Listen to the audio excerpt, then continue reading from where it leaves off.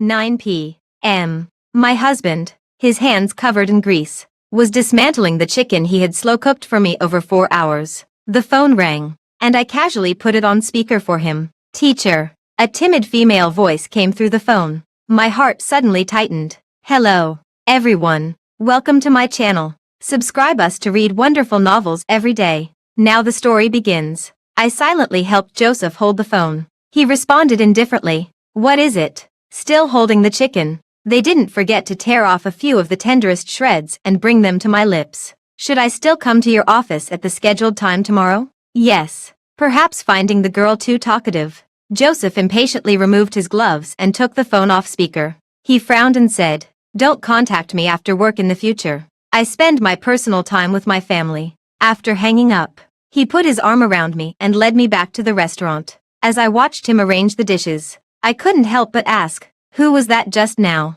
He seemed extremely annoyed by that person. The new assistant at the company. Fresh graduate. Still unfamiliar with the job. I nodded and didn't say anything more. The company has 2 unwritten red lines. First, no disturbing Joseph after work hours. Second, never address Joseph as teacher. Word of mouth. These 2 default rules had long been untouched by anyone. Until today. They were broken by the same person. I lowered my gaze, staring blankly at the thin layer of oil floating in the chicken soup before me. Throughout our 4 years of marriage, Joseph never once treated me with indifference. Even something as simple as fetching a tissue. He was always at my beck and call, putting me first without fail. The rule about not contacting him after work hours existed solely because that time was reserved for me. These past 2 years, the company has focused on relocation and demolition projects for aging residential buildings. I was afraid of disturbing his work, so I never allowed him to stay in the same room with me.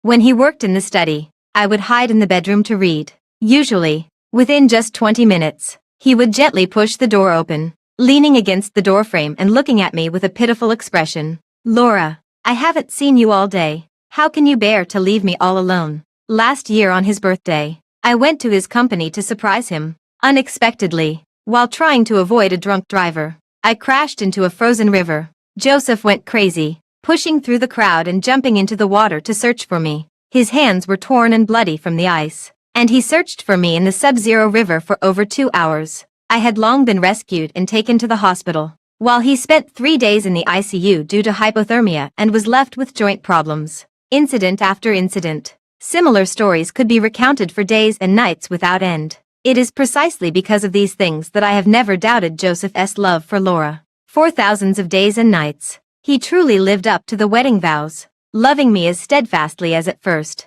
loving me to the core, so much so that now even the slightest difference makes me notice it immediately. What was particularly unusual about that phone call just now wasn't her gender, nor was it her tone. It was the 2 words, teacher. That was Joseph's most hated form of address. He never allowed others to call him that, even me. During graduate school, even though Joseph ranked first in the department's comprehensive evaluation, the national scholarship still didn't go to him. His Ph.D. application spot was taken by someone else. Even the advisor who had promised to keep him as a faculty member went back on their word. He spent all his free time helping the school run data, only to end up with nothing.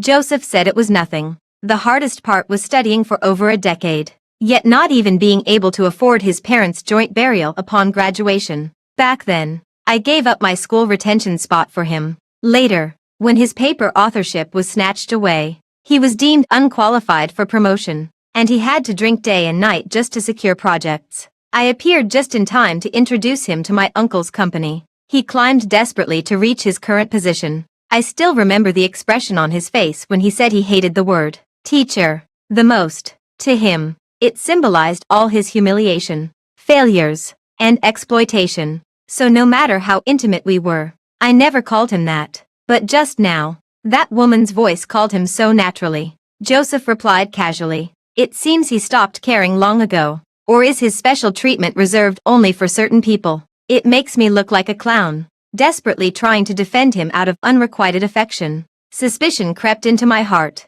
and I decided to visit his company. The most dangerous thing in a marriage is baseless suspicion. I don't want to plant seeds of doubt in our happy relationship.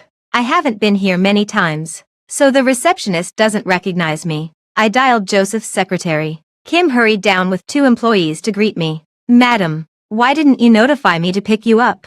He took the dessert box I had packed and turned sideways to hold the elevator door for me. I chuckled. "Do I need to file a report just to drop by the office on my way?" "You're joking." "Of course not." The 3 of them, laden with bags large and small, escorted me through the general office. The door was half open. It was tea time, and lively chatter could be heard from inside.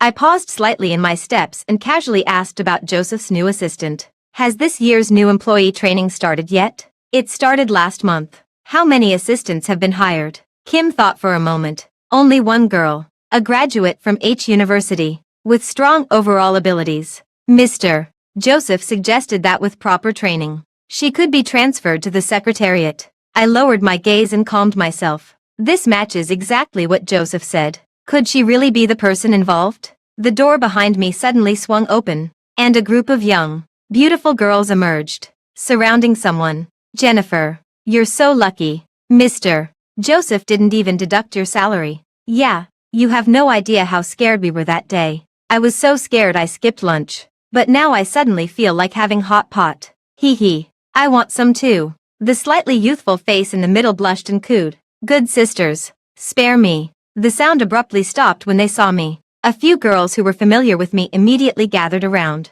"Laura, why are you here?" I smiled and instructed Kim to distribute the desserts to the colleagues around, then led this group of little sparrows to the break room. The only unfamiliar face stood by the door, not daring to come closer. I waved at her. "I'm Laura. You're the new assistant this time, right?" As I spoke, I handed her a matcha pandan roll. "How's work going?" She pursed her lips and quietly stepped closer as I smiled warmly. Perhaps the atmosphere was too comfortable, or maybe the dessert I gave suited her taste. The young girl easily shared her thoughts. "Everything was fine," she said with her head slightly lowered. "It's just, I lacked judgment, still thinking like a student and calling everyone teacher. Last month, I accidentally called Mr. Joseph teacher, and he flew into a rage." Her eyes reddened as she choked back tears, saying, "I really thought I was going to be fired." Afraid of running into him in the elevator, I climbed the stairs to the 32nd floor every day. The atmosphere grew tense for a moment.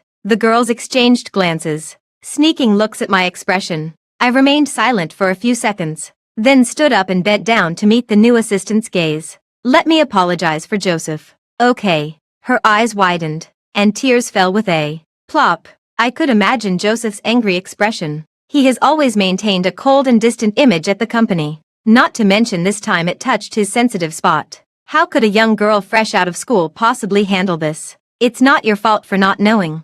Joseph won't hold it against you." I gently patted her head and said with a smile, "When I was working, I always took the stairs too. It was my go-to for losing weight." Several others chimed in. "No wonder Jennifer, you've lost so much weight. I'll start climbing tomorrow too." The HR person I'm most familiar with hooked her arm around Jennifer's shoulder and playfully winked. "You probably don't know this yet. Mr. Joseph is famously doting on Laura, with Laura backing you up. Jennifer, you shouldn't cry anymore." I knew clearly in my heart. The call wasn't made by Jennifer. If she had really made a mistake, she would have been dealt with long ago. Besides, Joseph's calm demeanor when answering the phone didn't match Jennifer's description of his anger. Joseph lied with such composure. I had a bad feeling. My intuition told me his relationship with the caller wasn't that simple. I glanced around subtly. All his trusted aides were present. Could it be one of them? Oops. The girl near the tea counter accidentally knocked over the coffee on the table. The dark brown liquid dripped down the white cabinet door. "I'll call the janitor." Soon, a woman in uniform walked in. She kept her head very low, didn't look at anyone when entering, silently mopped the floor, then squatted halfway to carefully wipe away the remaining stains. After she left, the group started chattering again. "Hey, how did you manage to get her to come?" "I happened to run into her at the elevator, so I brought her along." "That's strange. Last time I asked her to wipe the cabinets, she didn't even look up and said it wasn't her job. But I always see her on this floor. If it's not her job, then what's she doing here?" I kept turning my cup with a straight face, but my heart grew heavier and heavier. This woman, I know her. I just didn't expect to see her here again. Helen was Joseph's housekeeper. He said she was the neighbor sister who helped him when he was young. Her family was poor, and after giving birth, she developed health issues that left her unable to do heavy work. He wanted her to come to our home to do some light chores to help support her family. I readily agreed. It didn't matter who did the work. Might as well do her a favor. Helen is nothing special. Plain, petite, dressed simply, always with her hair tied back in a low ponytail. Like an unremarkable white wall. Neither an eyesore nor something anyone would glance at twice. Unlike others who addressed me as Madam, she uniquely called me Miss Laura. What's strange is Joseph's attitude toward her. Joseph usually found her already gone by the time he got home. On rare occasions when they did meet, Joseph would coldly pretend not to see her. Helen would lower her head in silence, revealing a smooth, pale, and fragile neck that seemed as if it could be held in one hand. Once, as she crouched to mop the floor, I caught a glimpse of what appeared to be light brown scars beneath her half-open collar. At that time, lying in Joseph's arms, I carefully began, "Don't you get along well with Helen?" He paused for a moment, avoiding the question, and instead asked, "Why bring this up suddenly? Was she rude to you?" I laughed at his overreaction. "Why so tense? Isn't she your neighbor? Why does she seem too afraid to even look at you?" His expression remained indifferent as he twirled a strand of my hair near my ear. "We haven't been in touch for too long. Besides, seeing her just reminds me of the past. Unpleasant memories." I glanced at him sideways. "Didn't you say she helped you when you were little?" "Back then." He seemed to be smiling, but there was no warmth in his eyes. "She was only a few years older than me. What could she really help with? Just trivial things not worth mentioning." I knew he had endured a lot of hardship as a child, going days without a proper meal, and by middle school, he was still shorter than fifth graders. Feeling a pang of sympathy, I suggested, "If it really makes you uncomfortable, maybe assign her to something else." "Heh," he scoffed. "What else can she do besides sweeping the floor?" He pressed close, nuzzling my neck, his voice muffled. "Laura, why do you keep bringing her up?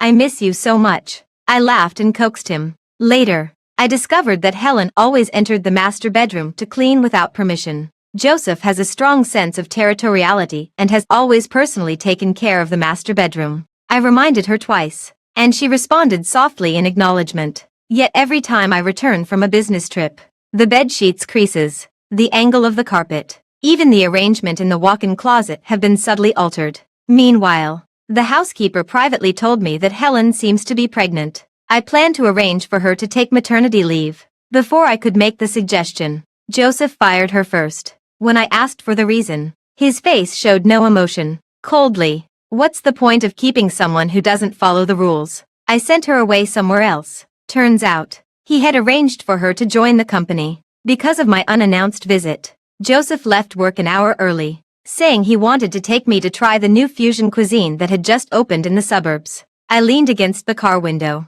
watching the faint silhouettes of trees recede layer by layer. I could feel his scorching gaze fixed on my back, so I changed my expression and turned to look at him. He took my hand and gently kissed it. "How did you feel coming to the company today?" "Pretty good. The people in the general office are still as warm as ever." He smiled, lips curling up. "That depends on who it is. Who would dare neglect the boss's wife? The new assistant is still young. Don't always be so harsh with them." He sighed helplessly. All right.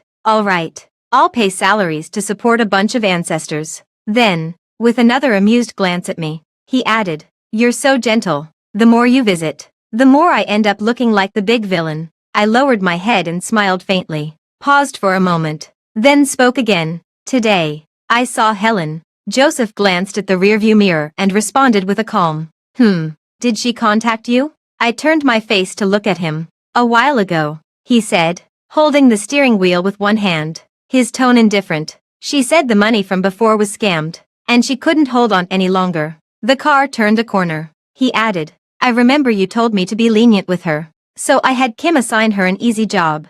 I was a bit worried. "Does she still affect your mood?" He didn't speak, braking at the red light, then turned to look at me quietly. The soft afterglow spilled through the windshield, Joseph's handsome features melting at the border of light and shadow. He lowered his head and gently rubbed the plain ring on my ring finger. Then he looked up, gazing at me with such deep affection, as if in all the world, across all time, I was the only one he could see. Then he spoke, "With you here, it doesn't feel so bad anymore." A few days later, Kim suddenly called. "Madam, are you at home?" "Mr. Joseph left a document behind. Could you please look for it? After finding it in the study, I called back but no one answered. My car was in for repairs, so I had to borrow my neighbor's car to deliver the documents to the company. Rounding the dim corner of B3, I suddenly caught sight of a familiar blue SUV parked in the corner. The rear window was half lowered, revealing Joseph's cold, indifferent expression. He leaned against the window frame with a cigarette between his fingers, his brows tightly furrowed, looking extremely impatient. I had a mischievous thought and decided to call him. Crossing a few parking spaces, I saw him take out his phone, glance at it, and then put it down. Just before hanging up, a familiar voice finally came through. Laura, what's up? I hummed lightly. The big boss takes so long to answer the phone. What are you busy with? He chuckled softly, the ember of his cigarette flickering faintly. Making money for my wife. Is your secretary this busy too? I called several times but no one answered. Looking for Kim. I paused. He's not with you. Yeah. He remotely lowered the car window a bit more, casually exhaling a puff of white smoke. There's a meeting soon. He went to set up the venue. The half-open shirt hung loosely on him. Is it really this hot in just over 10-degree weather? I was about to say something when I suddenly heard him grunt. I froze. Looking over, I saw him biting the end of his cigarette irritably, lowering his head to fiddle with something. The car swayed gently twice, then quickly settled back to stillness. I hesitated before speaking. Joseph, are you okay? He paused for a few seconds, his voice lazy, replying with a smile. It's nothing, baby. Just accidentally bumped into the corner of the table. I hung up the phone in a daze, watching helplessly as the SUV's rear window slowly rose, shutting me out of the vehicle. No one was around. Everything that had just happened seemed like a figment of my imagination. Yet those scenes kept replaying in my mind like a stuck film reel. Joseph, why did you lie to me? My mind is like a boiling thick soup, a complete mess. Before long, Joseph stepped out of the car impeccably dressed. I instinctively chased after him for a few steps. Then it suddenly hit me. That is Helen's car. Joseph in the back seat. Helen where? I turned around abruptly. She got out from the other side. Her low ponytail hung messily over her shoulders, the collar of her white t-shirt loose and slouching, as if it had been yanked hard. I stood awkwardly frozen in the shadows. Like a peeping rat, she glanced at the faint red fingerprints on her neck in the car window's reflection, her glossy lips curling into a smile as she cursed. Bad habit. Never gonna change. I slumped behind the pillar where I was hiding. The chilly air surged from all sides, swallowing me bit by bit like heavy waves. With a blank expression, I stared vacantly at a short-circuited light hole not far away, its flickering glare making my tears flow uncontrollably. Joseph and Helen, disheveled in the back seat of the same car. Joseph and Helen. I silently repeated their names. My mind was like a broken TV screen, crackling with static. Joseph, wasn't he the one who despised her the most? How could it be Helen? The phone call. Could it have been from her? When did this all begin? After entering the company. Or perhaps, I dare not think further. Taking a deep breath, I forced myself to calm down. Evidence. Yes. There must be some traces left. Right. The SUV's pitch-black rear window resembled a gaping abyss, silently staring at me. I even felt the urge to lunge forward and look inside. Just as I was about to move, my phone suddenly vibrated. My hand trembled uncontrollably, and it took me 3 or 4 tries to hit the answer button. Mrs. Sorry, I missed your call. I've already sent someone to pick up the documents from your home. I cleared my throat. I'm downstairs. I'll bring them up. Place the documents on Joseph's desk. I couldn't help but laugh bitterly at my own paranoia. Before entering, I was still mentally preparing myself, thinking I might encounter something again. But how could there possibly be anyone in the office? Just as I was thinking that, the inner door clicked open. I was stunned. Helen walked out from inside. She had a uniform tied around her waist and was still holding cleaning tools in her hand. When she saw me, her steps faltered. Then she lowered her head and respectfully called out, Miss Laura. I pinched my palm to force myself to calm down and asked softly, You clean this place? She tucked her hair behind her ear and replied meekly, Yes, Mr. Kim arranged for me to clean here 4 times a week. I couldn't take my eyes off her. She was wearing a very fitted white t-shirt, with smooth fabric and not a single wrinkle. The work apron at her waist accentuated a slender, delicate figure. Her cheeks were flushed, adding an indescribable charm that surpassed her usual appearance. Different. She was different from before. I remained silent. The office door suddenly opened from the outside. Joseph pushed the door open and entered. Seeing me, their eyes and brows instantly lit up with a smile. Kim said you arrived. So I paused the meeting to come find you. He unbuttoned 2 buttons, handing the documents to Kim behind him while spreading his arms to embrace me. I turned slightly to the side and calmly stepped aside. He paused mid-motion upon seeing Helen standing behind me. Joseph's smile froze on his face, lasting only for a fleeting moment. Then he frowned and flared up in anger. What are you doing here? Teacher, she stammered. Joseph pointed at the door and sharply interrupted her. Get out. Kim swiftly picked up the cleaning tools and pulled her out, closing the door behind them. I walked to the lounge door, reached out, and gently closed it. The air behind the door still carried a faint trace of perfume. Honey. Joseph came over and took my hand. I turned my head with a smile at the corner of my mouth. What's the rush? Let me explain. No need, I said gently. Helen already told me everything. T told you what? I blinked and tilted my head to look at him. What else can I say? Just tell her, mister. Kim asked her to clean your office. He choked up, pursed his lips, and fell silent. I gently smoothed his impeccably ironed white shirt a few times. Why are you so flustered? He took a deep breath, lightly kissed my forehead, and hugged me. You look a bit pale. I was afraid you'd misunderstand. It's fine, I said expressionlessly, staring at the tightly shut door behind him. Speaking softly, I believe you. Believe you bumped into the table corner in the garage. Believe that the lounge I rarely even enter would be cleaned by an outsider. Believe that the left cufflink you were wearing just half an hour ago now coincidentally lies on the nightstand in the lounge. I believe the one calling you late at night is the new assistant, not the woman who just called you. Teacher, to your face. Of course I believe. I believe it very much. To prove my trust, early the next morning, after Joseph went on his business trip, I sent someone to install surveillance in his lounge. Perhaps I've played the role of the understanding, virtuous wife for too long. I didn't bring it up. Joseph seemed to have forgotten too. This is my uncle's company. I have strong backing. And he's just a manager working for my uncle. There's nothing he can do to stop me from doing what I want. Joseph is not here. Helen indeed cleans the lounge regularly, as she said. Just an ordinary cleaner. The lounge was cold and lifeless, with its ordinary black, white, and gray color scheme, resembling an emotionless showroom. 2 weeks passed without incident. I began to waver. Was I really just being overly suspicious? Joseph, how could he be stupid enough to do that kind of thing here? Helen, maybe he changed clothes in the employee lounge before coming. Joseph, his cufflinks might have just fallen off by coincidence. I kept trying to convince myself, but my palms had already dampened the desk. Until today. Helen seemed to be in a good mood, humming a song as she opened the cabinet door that hadn't been touched for 2 weeks. The scene froze. My pupils constricted sharply. It was an entire wall of wardrobe. The clothing is neatly divided on both sides. On one side are Joseph's shirts and dress pants. On the other side, there are Helen's long skirts, innerwear, sachets, and even a pink hair tie hanging on the hook. She opened the bottom drawer. Their intimate garments were mixed together, nauseatingly affectionate. I even had the leisure to recognize the third shirt, which I had bought 2 years ago in Tokyo while accompanying Joseph on a business trip.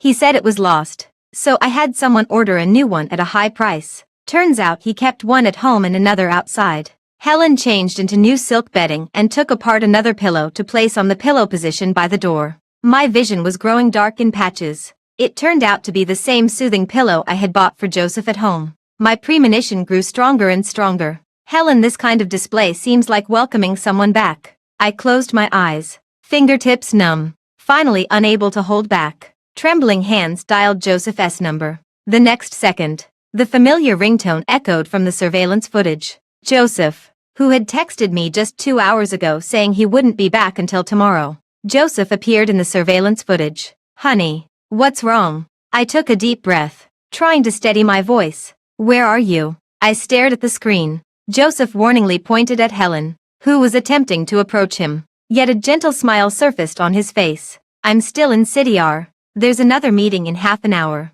When will you be back? He chuckled. What? Missing me already? I suppressed my nausea and whispered, a little. I'll be back tomorrow. Baby, wait for me. My ears felt as if they were muffled by waves. The static noise crashed heavily against my eardrums, and seeing Joseph smirk, my heartbeat nearly stopped. On the screen, Helen was still approaching. She whispered something. Suddenly, Joseph turned pale and pushed her away. "Who let you in?" "I checked your flight information and knew you were coming back today," Helen explained softly. Joseph opened the door and said coldly, "Get out." He walked past her and went to the wardrobe to take off his coat. Helen followed. "You lied to her. Since you're not going back today." Joseph suddenly turned and grabbed her by the throat, slamming her hard against the wardrobe. "I warned you not to mention her. You don't deserve to." I've never seen him in such a violent state before. Helen flushed crimson, yet her eyes gleamed with a strange excitement. "You.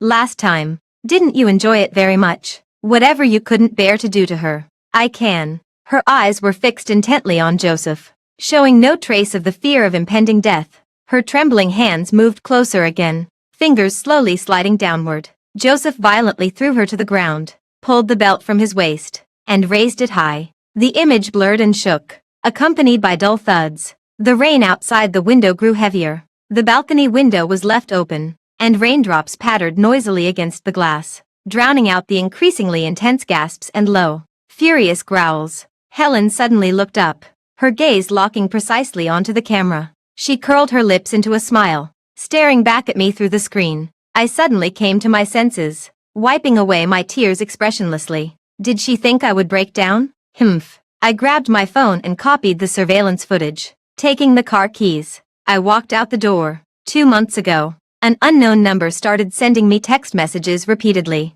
No extra words, just an address. I checked. It's located at Joseph & Company Executive's demolition project in an old residential building. At that time, I only found it strange. But now, I can suddenly connect all the details. Perhaps I had subconsciously prepared myself mentally from that moment. Who could have imagined that just a single teacher could uproot all the filthy roots in one go? Apartment 603, Building 5. No. 33, Lienley Road. I parked my car downstairs and looked up.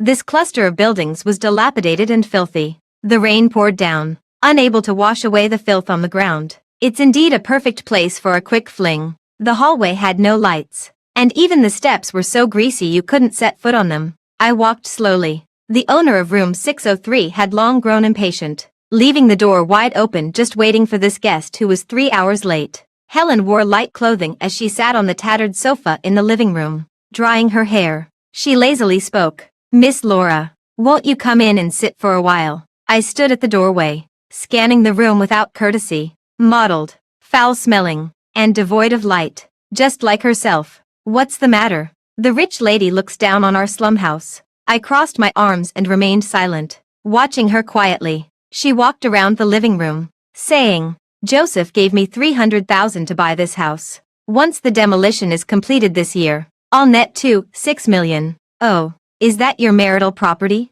She turned to look at me, blinking innocently. "Sorry about that. I'll pay you back slowly once I get the money." I spoke calmly. "Keep it for your own medical expenses. This amount isn't even enough for a quarter's interest from my trust fund. Get to the point. I don't want to waste time with you." "Ha." She acted as if she'd heard the funniest joke in the world. She took a few steps closer, the wide-open neckline of her top unabashedly revealing ambiguous red marks. "Your husband has already shifted his affections elsewhere. What exactly are you acting so cocky about?" Flashes of Joseph's violent expression crossed my mind as I asked sincerely. "He hates you to that extent, and you actually think that's love?" The corner of her mouth was badly split, and she hissed in pain. "He hates me to the core. He chokes me and slaps me where you can't see. He'd love to chop me into pieces and throw me down the sewer. But so what?" She smiled faintly. "Didn't he still end up with me?" She had come prepared, pulling out a small box from beside her and opening it.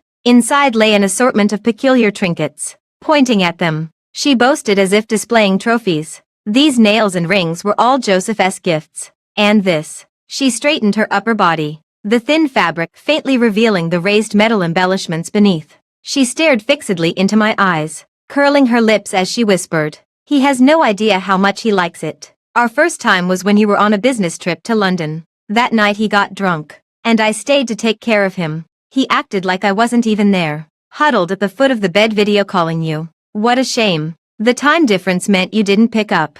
She took out a slender chain from the box, her eyes brimming with tender memories as she recalled. When I wore this and walked in, he could never think of you again. Her voice was soft and slow. Miss Laura. You know, I knew what she was about to say. A truly drunk man can't get it up.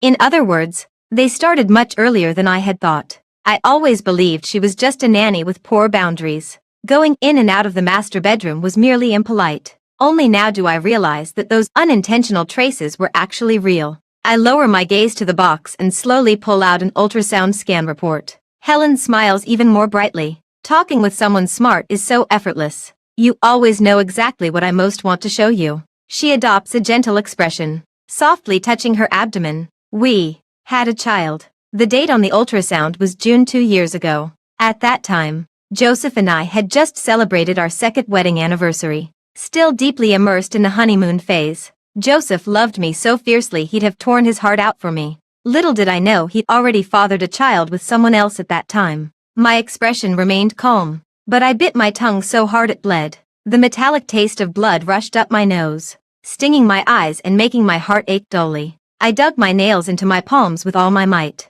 letting sweat seep into the wounds to jolt me awake. Suppressing the urge to kill her, I insisted. Why? You ask me why? She wanted to see me go mad, to see my eyes burn with hatred, to see me collapse to my knees in despair. But I didn't. I maintained a calm expression throughout, looking at her as if she were a mad woman. A fool. There is no hatred in my eyes, only sorrow for her. My indifference completely enraged her. She roared. I had just lost my child when he was 15, and no one wanted him. It was I who raised him. He called me sister, slept in my arms, and it was my milk that kept him alive. Drop by drop.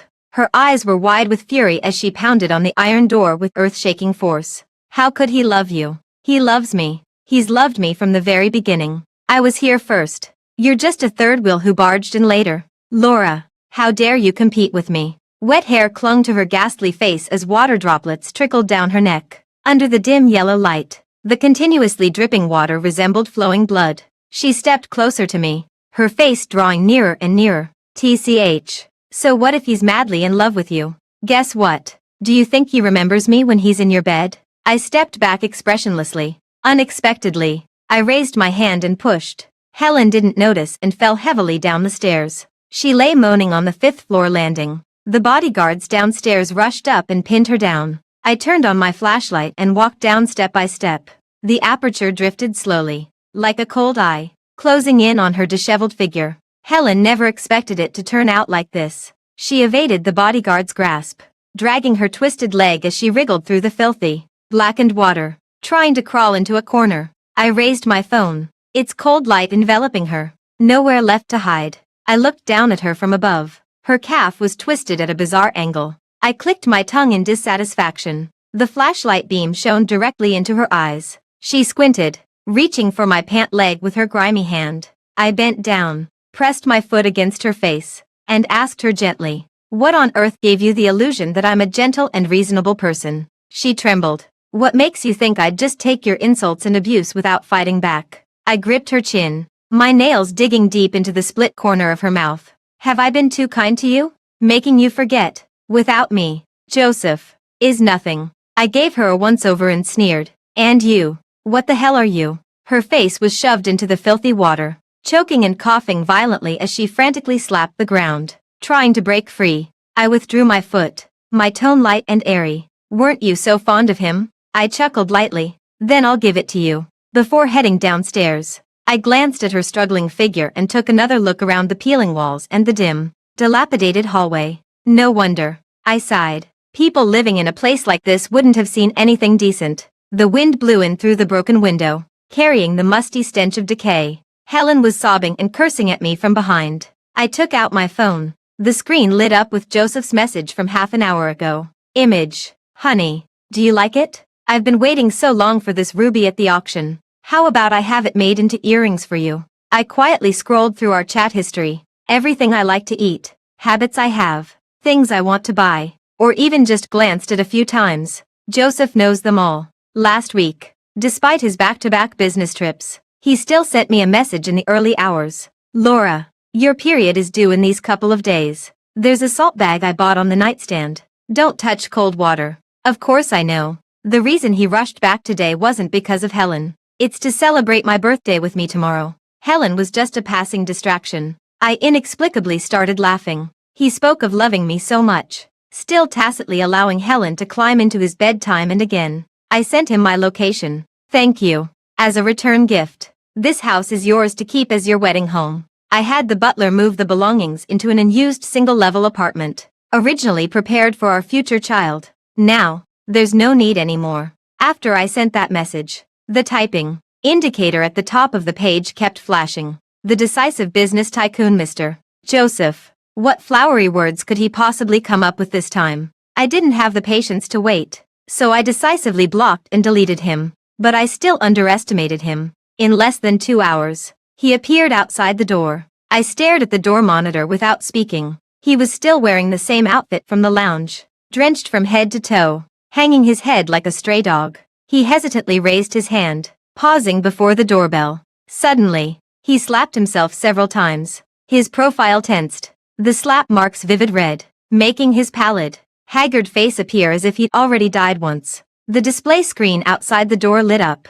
He looked up in panic, his Adam's apple bobbing as he pleaded, "Honey, Laura." I watched coldly. His trembling hand wiped the camera on the door, his bloodshot eyes pressing close. He muttered softly, "It's not like that." I pressed the button to close the visitor page. The screen went dark with a snap.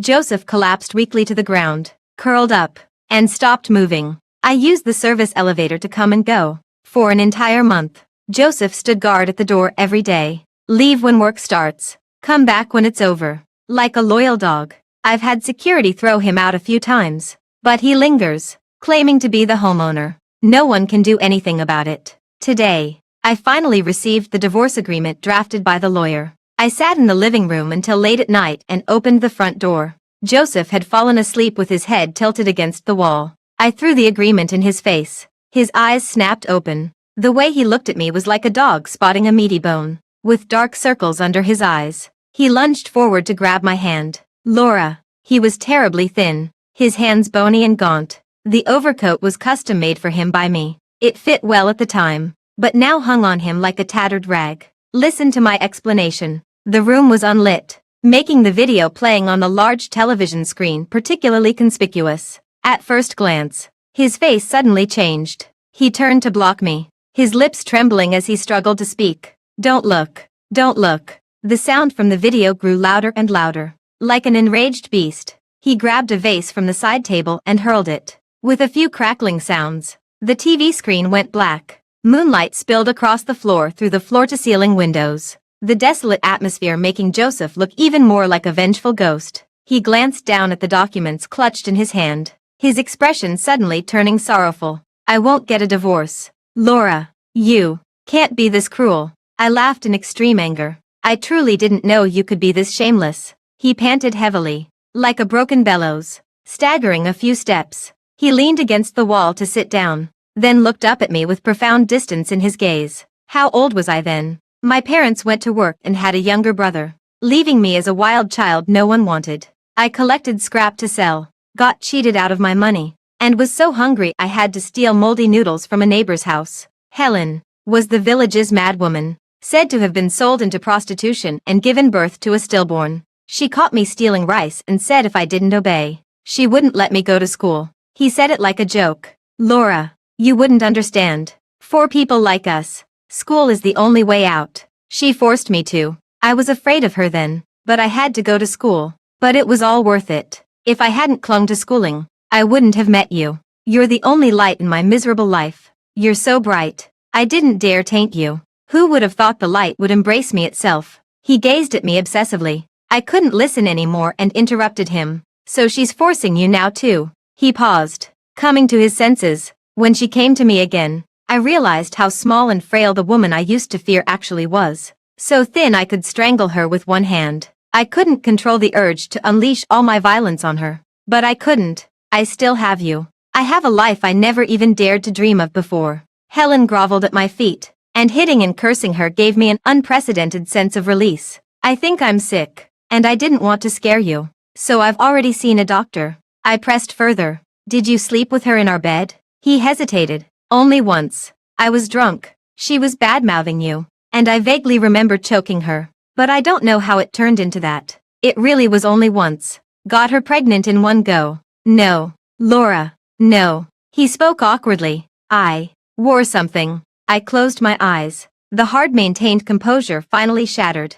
We're trying to conceive. There's nothing like that in the bedroom. If we need to use them, we have to specifically go downstairs to the bathroom to get them. Suddenly, I feel there's nothing more ridiculous in the world than this. Tears kept streaming down uncontrollably. Joseph, you're drunk but still remember to fetch something from the first floor. With all my strength, I slapped him across the face. The blow made his head snap to the side, his face swelling instantly, with even a trickle of blood seeping from the corner of his mouth. How low can you get? I slowly opened the box and poured everything inside onto Joseph's head. Metal clanged and clattered. I had no idea you were into this sort of thing. Under the watchful eyes of the office, the project center, and the entire company. Are you having the time of your life? Do you know? Every second you're here, I feel like even the air is tainted. I enunciated each word clearly. You're curious about how I found out, aren't you? I opened my phone, selected a certain clip, and played it repeatedly in his ear. Teacher, teacher. Helen's voice was coquettish, like a soft knife cutting through Joseph's false facade. Helen calls you teacher, and you never react. But when the new assistant called you that just once, you docked half a year's performance bonus. Why? Because Helen has called you that too many times, and you've grown accustomed to it. Right. What is this? A kink? Or does Helen represent your sordid past, and you want to take out those decades of filth on her? What were you thinking when she called you? Did you want to rush over and punish her? Or did you find it thrilling to take your lover's call right in front of me? I tilted my head and asked him in confusion. Do you love me? Joseph, how would someone like you, who's never been loved, understand what love is? You'll just keep getting discarded, over and over. I used to not understand. Why you? You're so smart, so hardworking. Now I get it. It's your fate. I loved you, so I have to be punished. You don't deserve love. You should just rot in that stinking village with Helen. She gets you, understands you, matches your madness. You two are so perfect together. Weren't you happy? Wouldn't divorce be great? I'm giving you freedom, so why won't you take it? He opened his mouth but no sound came out, his expression gradually turning to fear and despair. I looked around. I'm going to sell this house. Every place you've been, I find utterly disgusting. The lawyer said. Joseph was hospitalized. The cold dragged on for too long and turned into acute pneumonia. Still unconscious. I only asked, when can we sign? The lawyer glanced at me, cautiously saying, the doctors aren't sure. This might just be Joseph playing his usual delaying tactics. Same old story. But this time, I'm not going to play along with his act anymore. My parents live abroad, and I want to wrap things up quickly to fly out and reunite with them. I've always been kind to others, raised with indulgence since childhood. Elegance and propriety have always been my forte. Even after knowing Joseph for so long, I've always remained gentle, reasonable, and open to discussion. That's why people mistakenly thought I was weak. He even clung to the hope that the longer he dragged it out, the more I might endure. I simply can't be bothered to argue. Yet I truly don't understand why my kindness is repaid with betrayal and humiliation. Of course I loved Joseph. On that stormy night in my second year of high school, it was he who gave me a tattered, warped umbrella. I waited under the eaves for the driver to pick me up.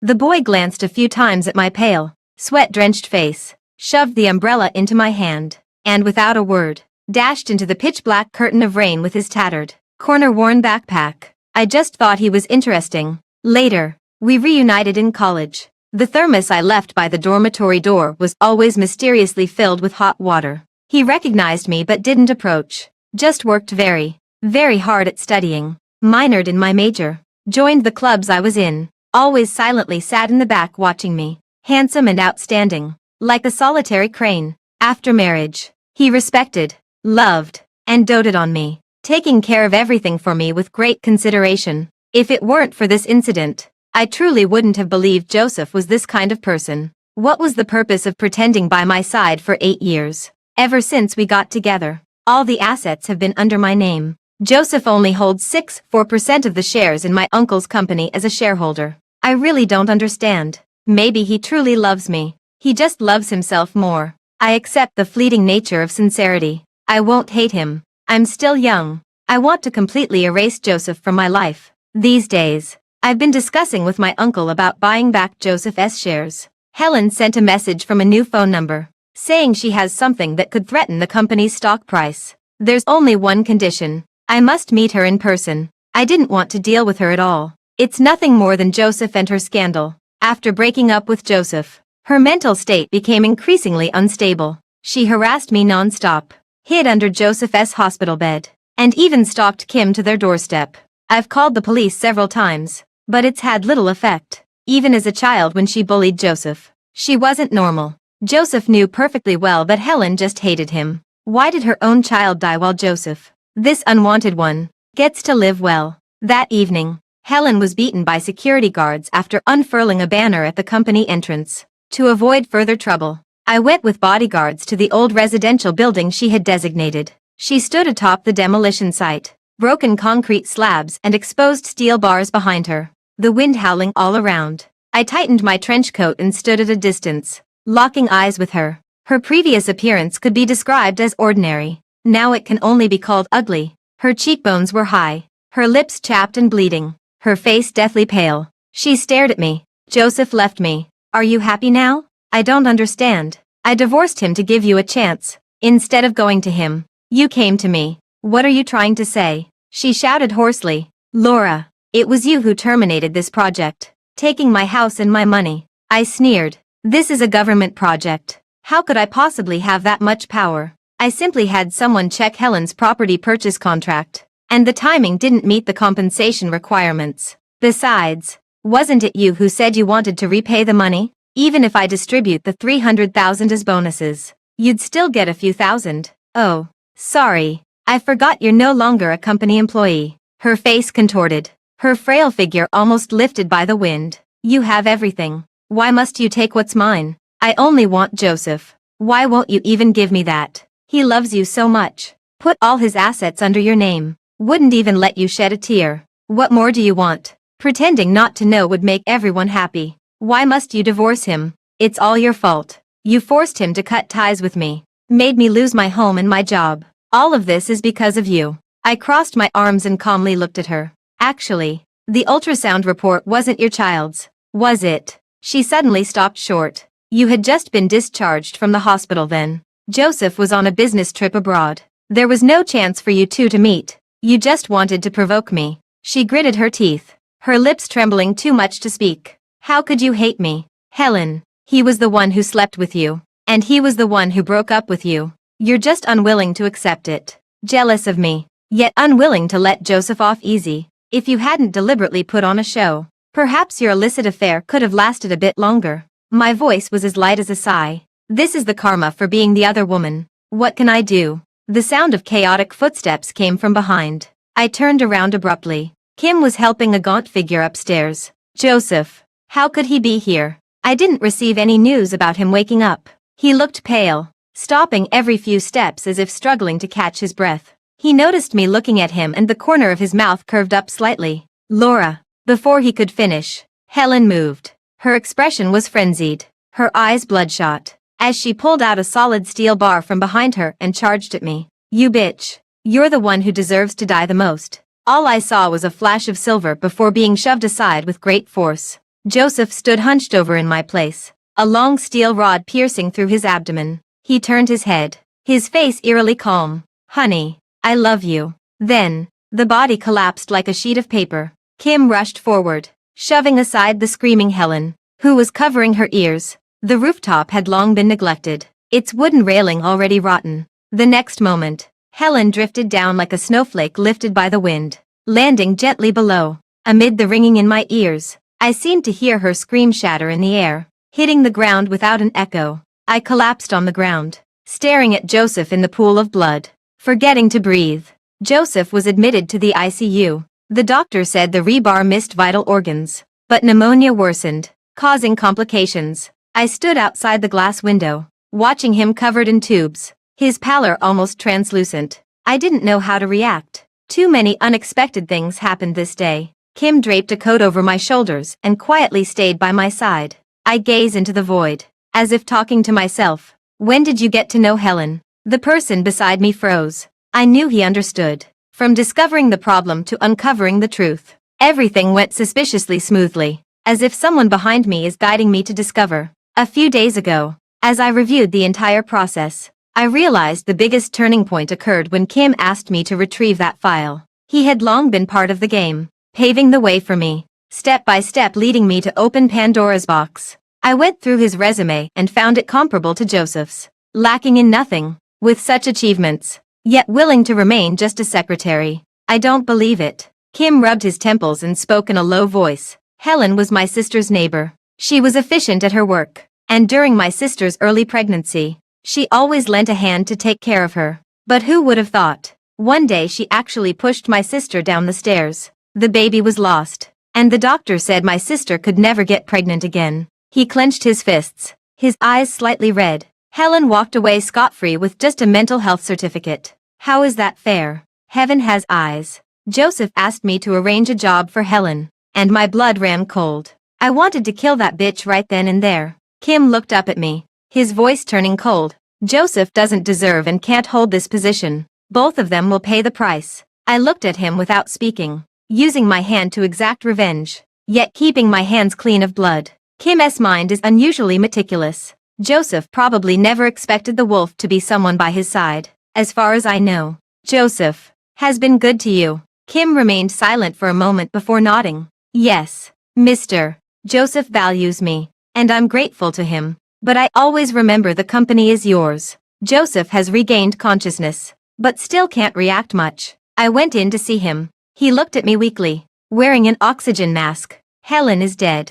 This was the first sentence I spoke. His eyes instantly turned red. Tears slowly trickled down my cheeks, and the mist inside the mask grew thicker. I knew he had so much to say. The biggest obstacle between us was gone. Could there be other possibilities? My heart ached with bitterness, unsure how to voice the words that followed. He had become gaunt beyond recognition, a far cry from the decisive and dynamic CEO he once was. I pulled up a chair beside the hospital bed and tucked the blanket around him. Kim told the police you pushed Helen downstairs to save me. Perhaps, when you're feeling better, they'll come to talk to you. His blinking slowed, as if he didn't understand what I was saying. His fingers twitched slightly, wanting to grasp mine. I clasped my hands together and placed them on my knees. Look into his eyes and speak softly. Kim is innocent. I don't want him to carry the weight of a life. This is the first time I didn't choose Joseph over someone else. He's smart enough. I don't need to spell everything out. His eyes widened in disbelief, panting heavily. He tried to speak but was muffled by the mask. I checked the time, stood up, and straightened my clothes, pointed to the documents that had been placed by the bedside long ago. Hope you recover soon, and then sign the papers. Goodbye, Joseph. The next day, the hospital called to say, Joseph is dead. After I left, he was conscious for half a moment. The company has 2 unwritten red lines. Rokuo died holding that divorce agreement in his hand. I took the documents handed to me by the lawyer. The papers already wrinkled. The signature is scrawled in a shaky hand. There are also a few dried tear stains. Kim handed me Joseph's phone. Upon opening the phone case, I found a note he had written for me. I didn't open it. No need. Nothing but confession and self-reproach. He said it too many times already. Like those words, I love you, repeated so often, even he began to believe them. I gaze at the sliver of daylight outside the airplane window. Suddenly I recall exchanging rings with him. How I too once believed we'd walk through life together. Setbacks will not diminish my courage to seek love. If no one else loves me, then I will be the one who loves myself the most.